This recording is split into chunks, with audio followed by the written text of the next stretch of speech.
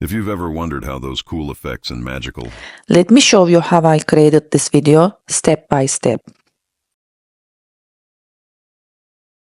First, we log into ChatGPT. Then, we upload the image we want and type. Make it Pixar Style. After that, we hit the arrow button.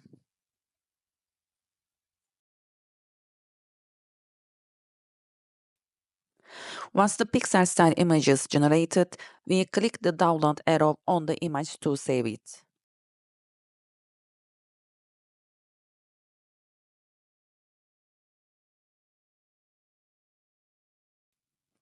Next, we go to hydra.com on a new tab.